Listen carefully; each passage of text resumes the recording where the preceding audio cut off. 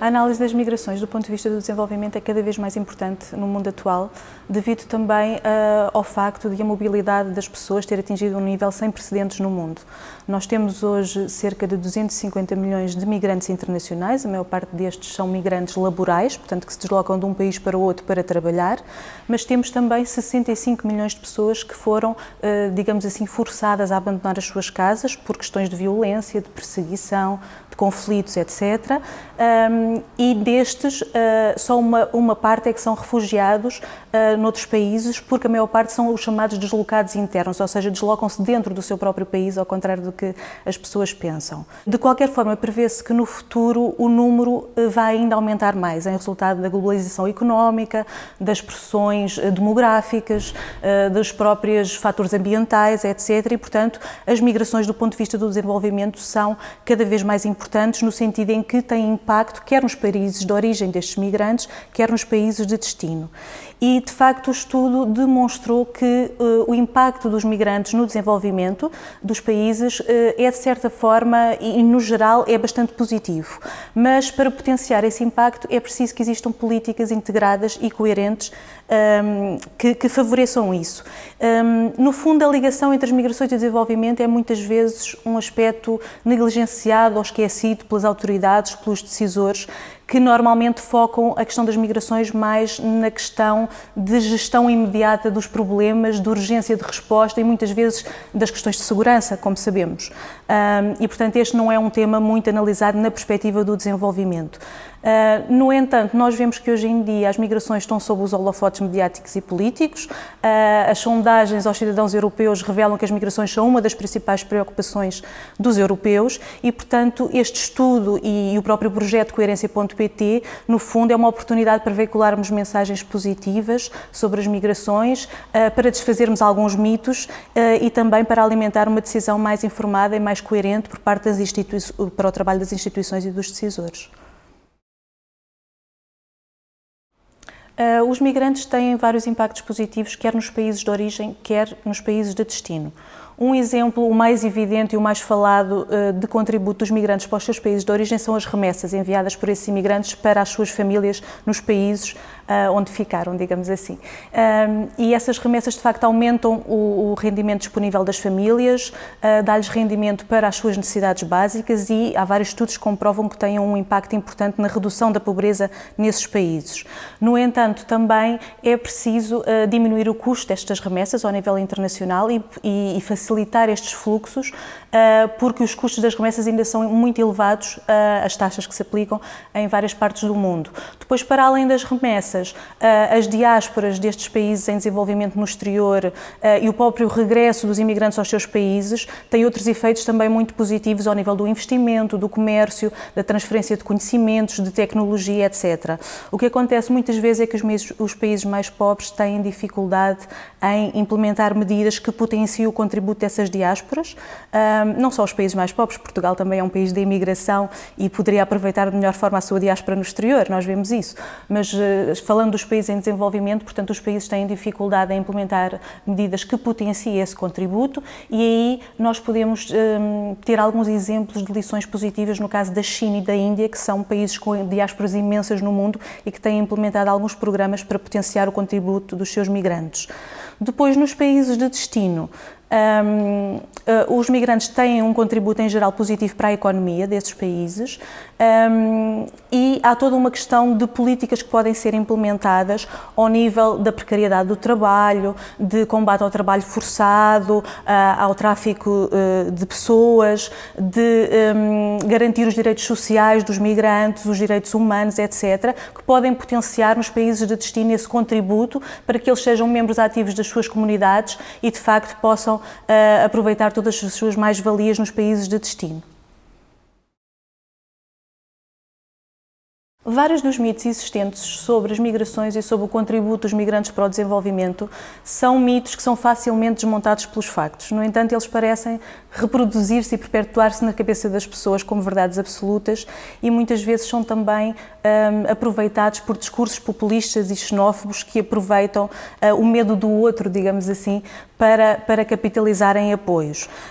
Por exemplo, não é invulgar ouvirmos que os migrantes são um fardo económico para os países de destino, pela pressão que exercem sobre os serviços sociais, pelos sistemas de proteção social, etc. No entanto, todos os dados que temos apontam-nos exatamente para o contrário, que no geral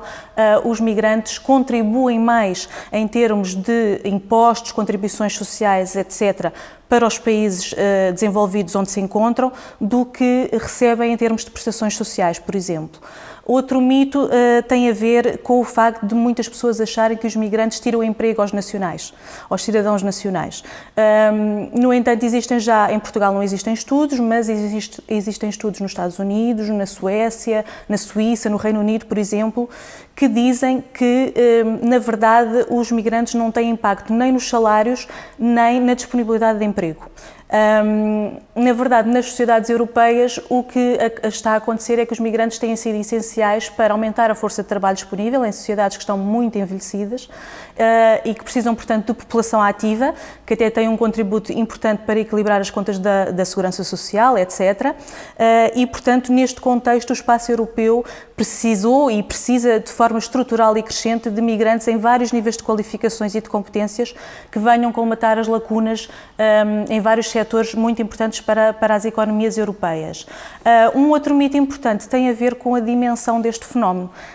que normalmente há uma disparidade entre aquilo que é a percepção das pessoas sobre a dimensão e o impacto dos migrantes nos seus países e a realidade em termos de números. No caso português isso é muito evidente. Há algumas sondagens que apontam para o facto dos cidadãos acharem que há muita imigração em Portugal, quando Portugal é exatamente um país de emigração, e em termos de imigração os dados que temos são relativos aos cidadãos estrangeiros residentes, aí são menos de 6% da população, o que é uma média muito inferior a outros países europeus. E depois também a dimensão do fenómeno em termos globais, porque as pessoas pensam que a maioria dos migrantes se desloca dos países mais pobres para os países mais ricos. Esse não é o principal fluxo, porque normalmente os migrantes têm tendência a deslocarem-se para países vizinhos, para países com os quais têm mais afinidades culturais e linguísticas e, portanto, os migrantes dos países mais pobres vivem também noutros países em desenvolvimento, a maior parte. Para falarmos das incoerências e das abordagens da União Europeia e de Portugal, no fundo, também nesta questão das migrações e do desenvolvimento, é preciso desde logo distinguir entre migrantes e refugiados, porque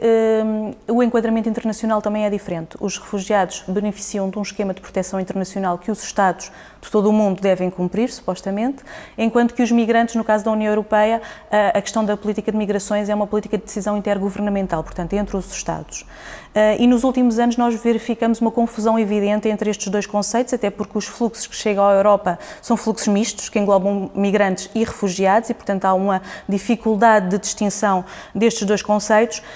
No entanto, quer num caso, quer no outro, tanto no caso dos migrantes como dos refugiados, os direitos humanos deveriam estar na base das respostas existentes e não é isso que se verifica. Nós vemos que esta questão, principalmente nos últimos 3, 4 anos, tem sido fraturante no seio da União Europeia, tem trazido algumas divisões entre as instituições europeias e os Estados-membros e entre os próprios Estados-membros, quer na recolocação dos refugiados, quer na gestão das migrações e no apoio a países europeus que têm, digamos assim, uma pressão migratória maior, como é o caso da Itália e da Grécia. E, portanto, esta questão tem trazido a lume essas divisões e incoerências. E as políticas europeias, particularmente nestes últimos anos de grande ou de maior pressão migratória, têm tido várias incoerências, desde logo a incoerência com os valores fundamentais da União Europeia. Isto fragiliza um pouco aquela postura moralizadora da União Europeia no exterior, como baluarte da defesa da democracia e dos direitos humanos, quando não é capaz de respeitar esses valores no acolhimento de migrantes e de refugiados. Um exemplo evidente desta incoerência com os valores é o facto das políticas europeias insistirem muito na necessidade de repatriamento e de retorno destes migrantes, sem terem em consideração as condições que estes migrantes vão enfrentar nos seus países de origem ou de trânsito. Por exemplo, o acordo que a União Europeia celebrou com a Turquia para repatriamento de refugiados e que não tem em conta, no fundo, o caráter do regime turco, o que é que vai acontecer a esses migrantes. Depois também todo o apoio que é feito à Guarda Costeira Líbia para a contenção das migrações na fronteira marítima do Mediterrâneo,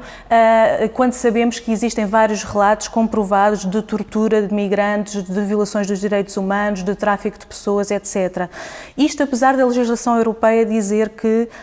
os migrantes só podem ser repatriados no caso de os seus direitos e bem-estar estarem assegurados. Depois verifica-se também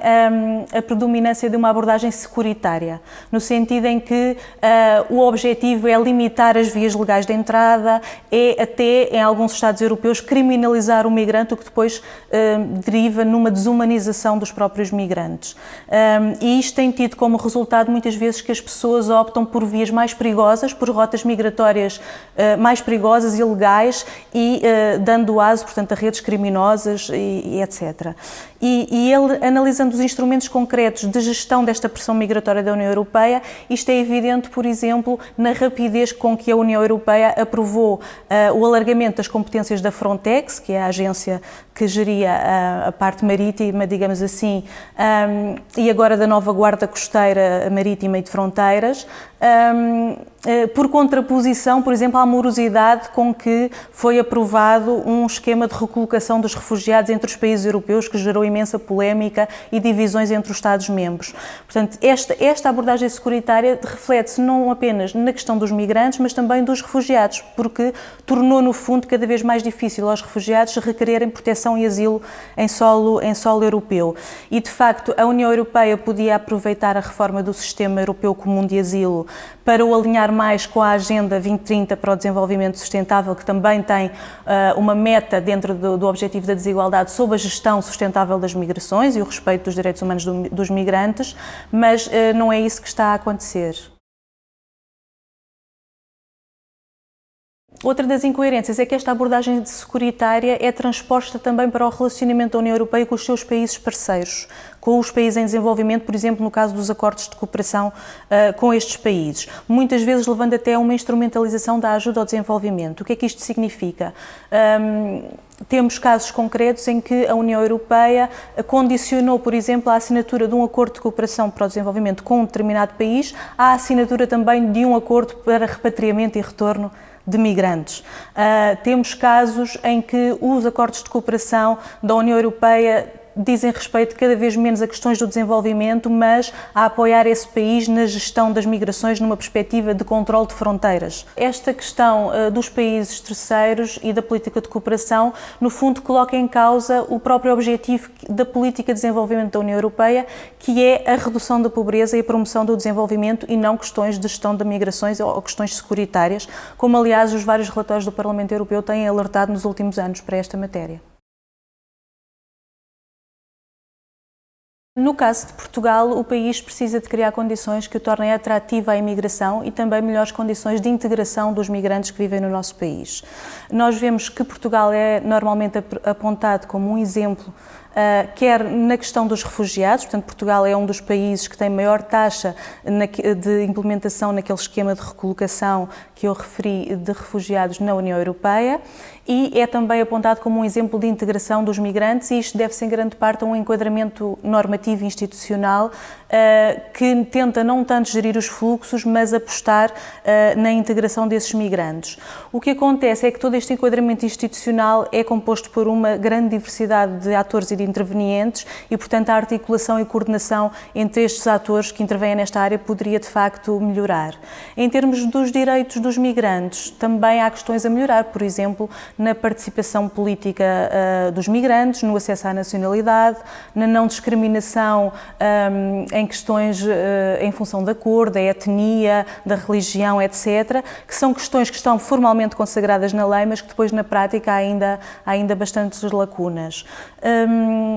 No plano externo, Portugal, de facto, no seu relatório voluntário de implementação dos Objetivos de Desenvolvimento Sustentável, assumiu o ODS 10 sobre as desigualdades, que tem uma meta sobre migrações como um dos seus objetivos prioritários de atuação, mas depois o que se verifica nos programas e nos projetos concretos de cooperação é que as migrações são um tema ainda pouco presente e que poderia ser de certa forma transversal